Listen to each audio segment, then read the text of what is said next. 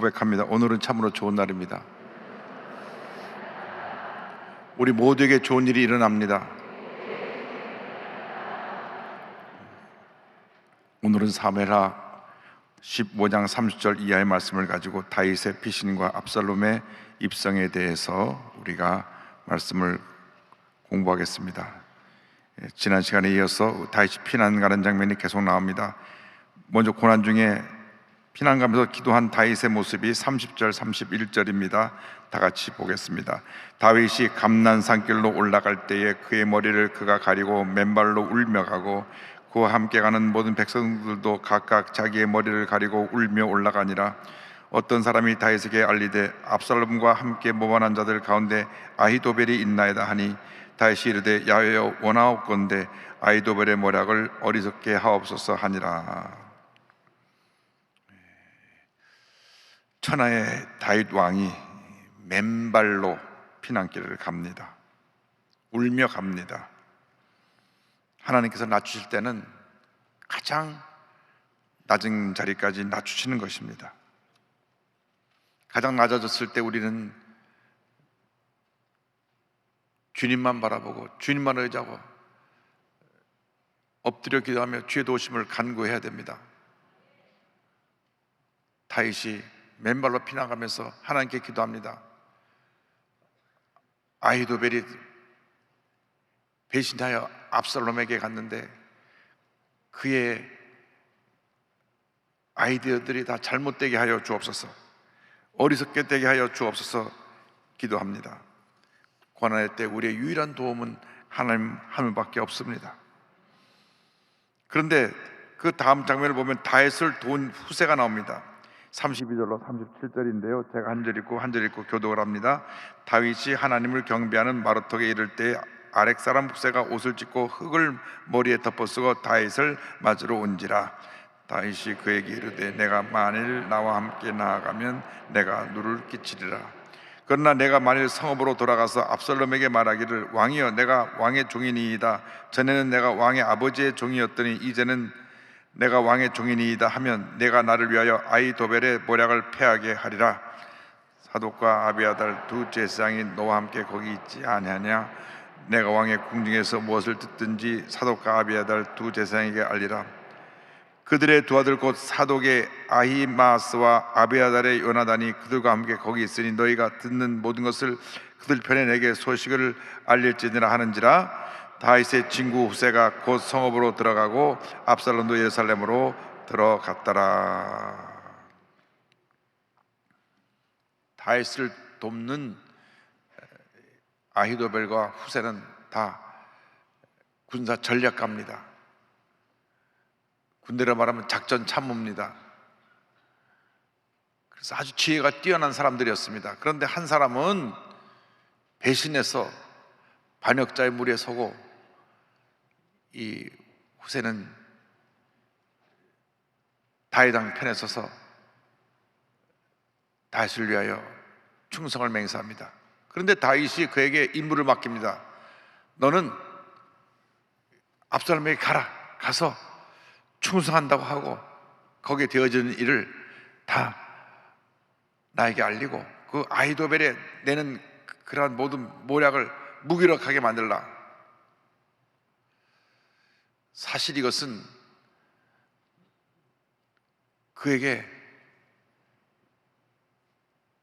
내가 이 일을 하다가 잘못되면 죽을 수도 있는데 너의 목숨을 내놓고 충성하라고 하는 것과 다름이 없습니다. 왜냐하면 압살롬이 후세를 잘 압니다. 아히도벨도 잘 압니다. 좌우에서 다윗 왕을 돕고 여러 가지 지혜를 내어서 다윗 왕이 군사 전략을 짜고 계획을 세울 때 그 좋은 아이디어를 제공하고 충성하는 두 사람이었는데 아히도벨은 처음부터 배반해서 갔지만 후세가 나중에 오면 너 이중첩자지 하고 죽여버리면 죽을 수도 있습니다. 또 누구나 다 아는 충성된 사람이었기 때문에 저 사람 위장으로 저렇게 우리 학교 와서 우리를 정탐하러 온 것입니다. 누가 말을 했을 때 사형에 처하라, 그럼 죽을 수밖에 없는데도 하나님의 편에 사람에 서서 충성하기로 결심한 것입니다. 다시 말합니다. 가면 거기 사독과 두 제사장이 있는데 그들과 소통하고 거기에 나의 심부름을 하는 사람이 들어가 있으니 그들에게 전해서 나에게 얘기를 전해라. 우리가 일생을 살아가는 동안에 어떤 경우에도 하나님의 편에 서 있게 되길 바랍니다. 하나님의 사람 편에 서 있어야 되는 것입니다. 잠시 상황이 바뀌어진다고 해서 배신하고 배신한 자의 편에 서면 그는 파멸의 길로 가게 되는 것입니다. 언제나 우리는 하나님 편에 서 있고 교회 편에 서 있어서 교회를 견고히 세우고 교회를 붕시키고 교회에서 충성헌신 봉사하고 교회를 통해 하나님의 영광이 나타나게 하는 그런 삶을 살아야 될 것입니다. 그래서 후세는 그렇게 맹세를 하고 이제 예루살렘으로 가는데, 그 도망가는 길에 사울 왕가의 재산을 맡아 관리하고 무비보셋의 종이 되었던 시바가 나옵니다. 다윗과 시바의 얘기가 1절부터 4절까지 나오는데요, 한 절씩 여기 또 교독하겠습니다. 다윗이 마르톡을 조금 지나니 무비보셋의 종 시바가 안장 지운 두 나귀의 떡 200개와 건포도 100송이와 여름과일 100개와 포도주 한 가죽 부대를 싣고 다윗을 맞는지라. 왕이 시바에게 이르되 내가 무슨 뜻으로 이것을 가져왔느냐 하니, 시바가 이르되 나귀는 왕의 가족들이 타게 하고 떡과 과일은 청년들이 먹게 하고 포도주는 들에서 피곤한 자들에게 마시게 하려 함이니이다. 왕이 이르되 내 주인의 아들이 어디 있느냐 하니, 시바가 왕께 아뢰되 예루살렘에 있는데 그가 말하기를 이스라엘 족속이 오늘 내 아버지의 나라를 내게 돌리리라 하나이다 하는지라. 왕이 시바에게 이르되 무비보셋에게 있는 것이 다 내 것이니라 하니라. 시바가 이르되 내가 잘하나이다. 내 주 왕이여 내가 왕 앞에서 은혜를 입게 하옵소서 하니라. 무비보셋의 종이 되어서 사울 왕가의 재산을 관리하던 이 시바라고 하는 그 종이 자기 주인 무비보셋을 배반하고 다윗을 속이고 그의 재산을, 그 사울 왕가의 재산을 가로채려고 했습니다. 그래서 피난 가는 다윗에게 먹을 식량을 잔뜩 갖고 와서 왕과 신하들을 대접하면서 다윗 왕의 마음을 감동시키고, 그리고 거짓말을 말합니다. 내가 나한테 이렇게 많은 먹을 것을 갖고 와서 나를 환대하는데 너의 주인 무비보셋은 어디 갔느냐? 예, 무비보셋은 자기 아버지가 죽어서 그 왕권이 당신에게 넘어간 것을 늘 못마땅하게 있다가 이제 다시 왕권이 우리 아버지 집으로 돌아온다, 이렇게 말했습니다. 그런데 사울 왕이 전쟁에서 패해서 죽고 다윗에게로 왕권이 놓은 것은 하나님이 옮기신 것인데, 다윗이 얼마나 마음이 약해졌는지 그 말을 듣고 그가 가져온 떡 맛보고 포도주 마시고 마음이 녹아져 가지고, 그래 그렇게 말했단 말이지, 오늘부터 그 재산은 다 자네가 가져라. 그러니까 시바가 넙죽 엎질려서 내가 왕께를 은혜를 입었습니다. 이 사악한 사람은 고난당한 사람을 도우면서도 자기 사역을 챙기는 것입니다. 다윗 왕이 이렇게 고난당해서 어려움을 가는데 다윗왕을 속여서 사울 왕가의 재산을 다 탈취하는 일을 이 시바가 합니다. 다윗 왕은 기도하는 사람이었고 하나님의 사람이었는데 아들이 반역해서 도망가다 보니까 영적 판단력도 흐려지고 마음도 무너지고 약해서 순간적으로 그냥 잘못된 결정을 내립니다. 그래서 그 모든 재산을 시바에게다 넘깁니다. 4절에 왕이 시바에게 이르되 무비보셋에 있는 것이 다 내 것이니라 하니라. 시바가 이르되 내가 잘하나이다. 내 주 왕이여 내가 왕 앞에서 은혜를 입게 하옵소서 하니라. 우리가 물질 앞에서는 약합니다. 우리 한국 사람들이 특별히 정이 많아서 물질 앞에서 약해요. 그래서 옛날에 저 어릴 때 얘기 들어보면 국회의원 선거할 때 고무신 한 짝 받고 다 찍어줬다. 그때는 참 어렵게 살다니까 고무신 한 짝 받고 아무개 후보입니다, 잘 봐주세요 하면 내 고무신 한 짝 받았으니까 찍어줘야지. 곰탕 한 그릇 먹고 내 곰탕 나한테 사줬으니까 찍어줘야지. 그래서 곰탕 한 그릇에 고무신 한 켤레에 그걸 찍어줬습니다. 그런데 그런 것에 정이 약해서 받고 흔들리면 안 돼요. 그냥 먹을 때 먹는 것이고 받을 때 받는 것이지만 투표할 때는 정직하게 하나님 앞에 기도하고 바른 사람을 찍어야죠. 투표를 잘못해갖고 우리가 얼마나 고생을 많이 했습니까? 동성애 지지하는 사람들을 뽑아갖고 그리 놓으니까 계속 그 동성애 지지하는 법을 또 만든다고 그러고 이름도 묘하게 뭐 차별금지법. 우리가 누구 차별한 적이 없는데 그 법을 반대하면 우리가 차별하는 것처럼 오해가 되게 만들었어요. 차별금지법, 평등법. 근데 기독교인들이 차별금지를 반대하고 평등을 반대한다. 그거 아니거든요. 우리는 차별한 적이 없어요. 본인들이 차별한다고 말할 뿐이지. 근데 이게 차별금지가 뭐냐? 어떤 경우에도 동성애 하는 사람들 피해를 입히면 안 된다. 우리가 피해 입히는 거 없거든요. 자, 여기 동성애 하는 사람 손 들어보세요. 지금 내보내세요. 이런 적 한 번도 없잖아요, 제가. 그게 차별이지. 그게 평등하지 않은 거. 예배 들어온 사람 동성애라고 쫓아낸 적이 없어요. 저는 하나님의 근본적인 뜻에 위배되니까 돌아 나와서 정상적으로 생활하고 잘 살라, 그렇게 권면하는 것이지, 당신 나쁘니까 그렇게 하면 지옥 간다 이렇게 한 적은 한 번도 없습니다. 없어요. 근데 그 사람들이 법을 그렇게 만들어갖고 차별금지법, 평등법에 자꾸 이번 회기에 꼭 통과시킨다. 왜? 숫자가 많으니까 으쌰 하는데 이렇게 되면 큰일 납니다. 우리나라 5,000년의 윤리와 도덕이 무너지고 기독교 정신의 가치관, 이 성경적 가치관이 다 무너지는 것입니다. 가뜩이나 저출산으로 애 못 낳아서 난리인데 같은 사람들끼리 살면 애를 어떻게 낳습니까? 절대 안 되는 것입니다. 그런데 이 시바가 와서 뭘까 왕이여 이래가지고 무비보셋은 당신을 저주했습니다.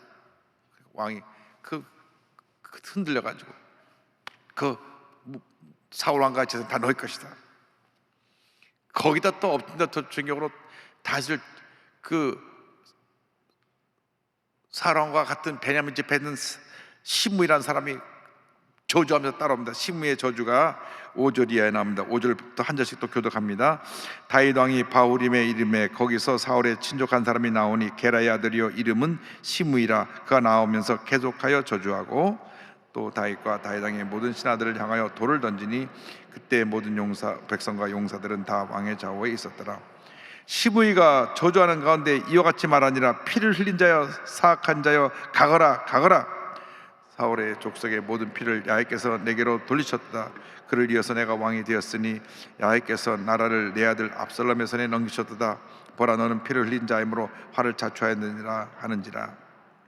바후림은 감람산 동쪽에 위치한 그 베냐민 지파 사람들이 주로 사는 그 지역이었습니다. 그래서 예루살렘에서 이 감람산을 옆으로 이 바후림을 통과하며 도망을 가는데 마침 이 베냐민 지파 사울 왕의 지파의 그 지역을 지나가는데 거기서 시므이라는 사람이 나와서 그 자신들의 그 가문이 몰락한 것에 대한 그 마음의 원통함을 갖고 있고 분노를 갖고 있다가 다윗 왕이 쫓겨가니까 막 와서 저주하면서 돌을 던지고 흙을 뿌리면서 독소를 퍼붓습니다. 가거라. 이 말은 이 하나님의 약속의 땅에서 떠나라. 이방인의 땅으로 가버려라. 꺼져라. 가장 저주스러운 말입니다. 하나님의 백성이 하나님의 땅을 떠나는 것은 가장 저주받는 일인데 여기서 꺼지고 다시 이곳에 오지 말라. 입에 거품을 물고 저주하며 따라오면서 또 돌을 또 던지고 먼지를 뿌리고, 사람이 못돼도 이렇게 못됐습니다. 남이 어려울 때 우리가 사랑으로 어려운 사람을 돌봐야지 돌팔매를 던지면 안 되는 것입니다. 그런데 이 같은 것도 다윗은 하나님의 징계로 알고 그냥 묵묵히 감당합니다. 여기 수르야의 아들 아비새의 이야기가 나옵니다. 이제 9절부터 다시 교독을 하는데 제가 한 절 읽고 여러분 한 절 읽고요. 수레의 아들 아비새가 왕께 여짜오되 이 죽은 개가 어찌 내 주왕을 저주하리까? 청하건대 내가 건너가서 그의 머리를 베게 하소서 하니 왕이 이르되 수레의 아들들아 내가 너희와 무슨 상관이 있느냐? 그가 저주하는 것은 여호와께서 그에게 다윗을 저주하라 하심이니 내가 어찌 그리하였느냐? 할 자가 누구겠느냐 하고 또 다윗이 아비새와 모든 신하들에게 이르되 내 몸에서 난 아들도 내 생명을 해하려 하거든 하물며 이 베냐민 사람이랴 여호와께서 그에게 명령하신 것이니 그가 저주하게 버려두라. 혹시 여호와께서 나의 원통함을 감찰하시리니 오늘 그 저주 때문에 여호와께서 손으로 내게 갚아주시라 하고 다윗과 그의 추영자들이 길을 갈 때 시므이는 300달러 따라가면서 저주하고 그를 향하여 돌을 던지며 먼지를 날리더라. 왕과 그와 함께하는 백성들이 다 피곤하여 한 곳에 이르러 거기서 쉬니라. 요압의 형제인 이 아비새는 굉장히 성격이 급한 사람이었습니다. 그래서 그가 아브넬 장군이 다윗에게 와서 화해하고 갈 때 그를 다시 불러서 그를 찔러 죽이고, 하여간 눈에 거스리는 사람은 그 즉시 처단해 버려야 되는 그런 성격입니다. 그래서 내가 가서 목을 베겠습니다. 이 아비새 장군이 칼을 뽑아서 목을 치려고 하니까 다윗이 그랬습니다. 하나님이 시키신 거니까 그냥 두어라. 내가 이렇게 저주받고 내가 이렇게 지금 하나님의 징계로 내가 참 비참하게 졌는데 오히려 하나님 나를 불쌍히 보시고 나를 이 어려면서 건져줄지 모르니 그 사람 그냥 내버려 둬라. 그래서 하나님께로부터 징계가 왔다고 생각하기 때문에 모욕을 당하는 것도 하나님의 징계의 일부라 생각하고 묵묵히 그 길을 갑니다. 그런데 시므이는 계속 따라오면서 계속 막 돌을 던지고 저주하고, 그러니까 성질급한 사람은 가서 그냥 두들겨 패든지 목을 뱉든지 할 겁니다. 근데 다윗이 하지 말라 그러니까 그 모욕을 참으면서 그 피난길을 갑니다. 그 뒤에서 이제 압살롬이 입성하는 장면이 15절에 나옵니다. 15절부터 보겠습니다. 압살롬과 모든 이스라엘 백성이 예루살렘에 이르고 아히도벨도 그와 함께 이른지라. 16절 다윗의 친구 아렉 사람 후세가 압살롬에게 나갈 때 그에게 말하기를 왕이여 만세 왕이여 만세 하니 압살롬이 후세에게 이르되 이것이 내가 친구를 후대하는 것이냐? 내가 어찌하여 내 친구와 함께 가지 아니하였느냐 하니 후세가 압살롬에게 이르되 그렇지 아니하니이다. 내가 야훼와 이 백성 모든 이스라엘의 택한 자에게 속하여 그와 함께 있을 것이니이다. 또 내가 이제 누구를 섬기리이까? 그의 아들이 아니니까 내가 전에 왕의 아버지를 섬길 것 같이 왕을 섬기리이다 하니라. 압살롬이 보니까 다윗의 가장 신복이었고 다윗과 친구처럼 지내던 후세가 와서 맞이하니까 너 어떻게 친구를 버리고 나한테 왔느냐? 그러니까 후세가 압살롬을 속입니다. 하나님이 왕권을 당신에게 옮겼으니까 내가 당신에게 왔습니다. 그 말을 듣자 압살롬은 그렇지 기분이 좋아가지고 아무 의심도 안 하고 덕부덕 후세를 받아들입니다. 그리고 이제 아히도벨의 계략에 대한 이야기가 이제 21절 이하에 나옵니다. 21절부터 23절까지 우리 다 같이 보겠습니다. 아히도벨이 압살롬에게 이르되 왕의 아버지가 남겨도 왕국을 지키게 한 후궁과 더불어 동침하소서. 그리하면 왕께서 왕의 아버지가 미워하는 바 됨을 온 이스라엘에 들으니 왕과 함께 있는 모든 사람의 힘이 더욱 강하여지리다 하니라. 이에 사람들이 압살롬을 위하여 옥상에 장막을 치니 압살롬이 온 이스라엘 무리의 눈앞에서 그의 아버지의 후궁과 더불어 동침하니라. 그때 아히도벨이 베푸는 계략은 사람이 하나님께 물어서 받은 말씀과 같은 것이라. 아히도벨의 모든 계략은 다윗에게나 압살롬에게나 그와 같이 여겨졌더라. 악한 사람의 꾀는 결국 사람을 파멸로 이끕니다. 우리가 일생 살아가는 동안 우리 주위에 어떤 사람을 두느냐, 이것이 우리에 있어서 굉장히 중요한 일입니다. 특별히 중요한 일을 하는 분들 옆에 정말 하나님의 사람, 신뢰할 수 있는 사람이 있어야지 이 사악한 사람이 오면 사악한 꾀를 내서 그를 파멸을 이끕니다. 이 아히도벨은 율법이 금하고 있는 그 근친상간을 압살롬에게 행하도록 했습니다. 율법에 의하면 돌에 맞아 죽는 죄인데 아버지의 후군대가 동침하소서. 그러면 이제 왕은 다윗 왕과 완전히 원수가 돼서 이제는 왕권이 강해지고 다윗 왕은 몰락할 것입니다. 이런 악한 계략을, 악한 꾀를 내서 왕에게, 압살롬에게 말하고 압살롬으로 그렇게 행하게 했습니다. 이것은 하나님의 율법에 대한 범죄예요. 둘째로는 아버지에 대한 범죄입니다. 아버지와의 도덕적 윤리적인 관계에서 모든 것이 파멸되는 길을 가게 했습니다. 이왕 다윗왕을 이제 물리치고 당신이 왕이 되려면 아버지가 완전 원수가 되어서 아버지가 당신을 죽이려고 하고 당신도 아버지를 죽이려고 하는 만큼 서로가 미워해야 되고 원수가 돼야 되니까 그 일을 행하소서.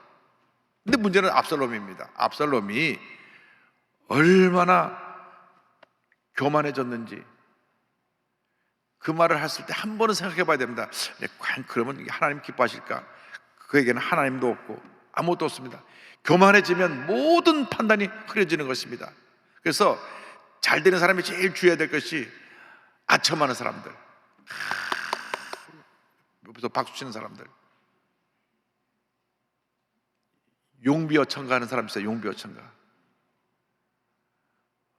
뭘 좀 하나 하면 이거 위대하십니다, 대단하십니다. 제가 어떤 분 따라가서 그 나오는데 어떤 분이 설교하고 나는 것을 들은 분이 그 앞에서 무릎을 꿇더니 태어나서 내가 가장 위대한 설교를 들었습니다. 제가 그냥 옆에 있다가 머리를 쥐어받고 싶었는데 누군지 안 밝히겠습니다. 끝까지 안 밝힐 건데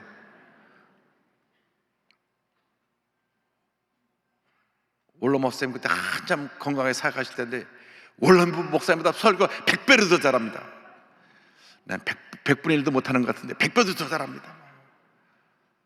근데 그런 얘기를 할 때 에이 무슨 소리 그렇게 하냐 그래야 되는데 또 그분은 얘기를 듣는 분은 듣고 또 가만히 있어요. 그러면 결국은 몰락의 길로 가는 것입니다. 과분한 칭찬과 아첨은 그 사람을 몰락의 길로 가게 합니다. 오히려 비판받을 때 그때가 더 영적으로는 축복을 받을 때인 것입니다. 왜? 내 자신을 돌아보고 겸손해질 수 있기 때문에. 하나님의 사람은 언제나 겸손해야 됩니다. 옆에서 막 박수갈 쳐보내고 잘한다 당신이 최고입니다, 우리 그런 말 들을 때 조심해야 됩니다. 저 아첨하는구나. 어떤 사람 막 이래요. 6.25 이후에 최고의 설교 들었습니다. 이거 했네. 그보다 더한 사람이 있어요. 단군 내리로 최고의 설교 들었습니다. 본인이 단군 때 살기나 했나? 나이도 그런 나이가 아닌데 해방 이후에 최고의 설교 들었어요. 당연히 해방 이후에 그때 몇 살에 태어났는데 그런 말을 하는지. 여러분, 지나친 칭찬이나 아첨은 독입니다. 독. 문제는 뭐냐면 듣는 사람이 그 얘기가 싫지 않다는 게 문제입니다. 싫지가 않은 거예요. 그 얘기를 들으면 그런가 보구나. 이것이 사람의 마음입니다. 그래서 이 중요한 일을 하는 사람 옆에는 진심으로 바르게 그분을 돕고 섬기는 사람들이 있어야 됩니다. 특별히 대통령을 뽑는데 대통령 주변에 그런 사람들이 많아야 됩니다. 바른 소리 할 사람, 진실된 소리를 할 사람. 우리나라 역사 이래로 위대한 성군 대통령이십니다. 전무후무합니다. 아니, 전무후무는 앞으로 그런 사람이 안 나타나는 건데 어떻게 알아요? 전무후무라니. 전에도 없었고 후에도 없었고 위대하십니다. 이거는 망하는 겁니다. 그런 일은 망하는 겁니다. 전에도 있었고 후에도 있을 거예요. 근데 그렇게 와서 이렇게 막 이렇게 권력자를 칭찬하는 사람들을 봤어요. 대단하십니다. 전무후무하십니다. 이거 명설교입니다. 명연설이십니다. 뭐 그렇고 그런데 그런 얘기를 하면 또 그랬지. 이게 문제입니다. 압살롬이 그 큰 범죄를 저지르면서도 당연한 것으로 알았어요. 당신이 그렇게 하면 더 높임 받게 되고 당신의 왕권이 강해지고 당신의 왕은 이제 다윗 왕은 완전히 이제부터 몰락의 길로 갈 것입니다. 당신이 그렇게 해야 됩니다 하면서 그 죄를 짓는 길을 부추겼는데 교만일 때 교만해서 압살롬이 대낮에 하나님과 사람 앞에서 그런 범죄를 저지르고 파멸의 길로 가서 이제 다음 주에 우리가 다음 주는 국민일보 창립 31주년 예배이기 때문에 이제 강의를 안 하지만 이제 그 다음 건너뛰고 나서 그 다음 공부할 때는 압살롬이 죽는 얘기가 이어집니다. 왕이 되자마자 자기 스스로 왕권을 주장하자마자 그는 이 죄로 말미암아 파멸길로 가서 죽습니다. 어떻게 죽느냐? 우리 죽는 장면도 그 다음에 나오는데요. 늘 긴 머리 자랑했잖아요. 긴 머리 그냥 금치라고 다니면서 번쩍번쩍하고 사람들이 왕이요 너무너무 그 모습이 아름답습니다. 뭐 자기 얼굴 자랑하고 막 이러고 다니다가 그 머리에 걸려서 창에 찔려 죽습니다. 자기 자랑이 그것이 자기의 죽음의 길에 시름길로 가게 된 그러한 원인 제공이 된 것입니다. 그래서 교만은 패망의 선봉이요 넘어짐의 앞잡임이라 한 말씀대로 우리들은 일생 동안 주님 앞에서 겸손해야 됩니다. 한번 따라서요. 나는 아무것도 아닙니다. 주님만이 모든 것이 되십니다. 그러면 주님이 책임져 주시고 여러분의 앞길에 하나님의 은혜의 대로가 열리게 될 것입니다. 그러므로 한 번뿐인 인생을 살아가는데 정말 하나님 앞에 인정받고 칭찬받고 또 하나님의 사람과 함께해서 하나님의 사람을 세우고 교회를 세우고 부흥시키는 일에 최선을 다하고 또 어디를 가든지 우리가 사람과 사람을 진실되게 대하고 아첨하지 말고 그 사람을 망가뜨리지 말고 진실된 말로 잘한다고 칭찬하는 거하고 아첨은 다릅니다. 과한 칭찬은 아첨이에요. 그러나 잘했습니다 박수 주고 그거는 그분을 잘하고 하는 격려입니다. 거기까지는 괜찮아요. 어디 가서 봉사를 많이 해갖고 어떤 분은 청년이 밥 푸는 사회에 가서 밥 푸는 일을 일주일에 한 번씩 가가지고 그거 한 시간만 하고 이 팔이 다 막 뻐근하고 마비될 정도로 아프거든요. 매주 가서 하시는 분이 있어요. 지난번에 밥포 33주년에 가니까 그날은 밥을 푸지 않고 저보고 밥으로 나오라 했는데 그날은 밥을 거기서 먹지 않고 코로나 때문에 음식을 싸서 주는데 한 1,000명이 오셨어요. 1,000명. 야, 그분 주면 또 줄이 안 끊어요. 또 드리고 나눠주는 데만 한 30분 걸려서 한 1,000명이 오니까 쫙 줄을 섰는데 11시에 나눠드린다 그랬는데 3시간, 4시간 전부터 와서 줄을 서 있어요. 그 추운데. 그래서 그걸 나눠드렸는데 그럴 때는 정말 수고했습니다, 잘했습니다 이건 괜찮아요. 당신이 없으면 일이 안 돼, 당신이 최고야, 당신 뭐 이렇게 막 띄우다 보면 그 봉사의 의미가 다 사라지는 것입니다. 그래서 우리가 적당한 칭찬과 격려는 필요한 것이지만 과도한 칭찬과 아첨은 그를 파멸로 인도하는 것이다. 잘 아시고 구역에서 일할 때도 잘한 사람들은 격려하고 칭찬해 주고 과도하게 그를 칭찬해서 잘못되게 하지 않기를 부탁을 드립니다. 그러나 따뜻한 격려, 따뜻한 칭찬은 필요합니다. 그래서 우리 교회가 따뜻한 격려와 칭찬 속에 이번 추운 겨울을 잘 지내고 새해에 큰 복을 받는 복받는 2022년을 만들어가는 모두가 되기를 주님의 이름으로 축원합니다. 기도하겠습니다. 사랑과 은혜와 자비가 무한하신 하나님 아버지, 잠깐 지나가는 인생길인데 우리가 참 제대로 깨닫지 못해서 하나님 뜻대로 살지 못하고 인간의 뜻을 따라 살고 하나님을 기쁘시게 하지 못하고 사람을 기쁘시게 했던 모습을 회개하오니 용서하여 주시고, 예수 잘 믿고 하나님을 기쁘시게 하며 하나님의 영광을 돌리는 삶을 살다가 장차 주님께서 부르실 때 주님 앞에 서서 잘하였다 착하고 충성된 종아 칭찬받는 저희 모두가 되도록 주님 은혜 내려 주시옵소서. 감사하고 예수님의 이름으로 기도 올리옵나이다. 아멘.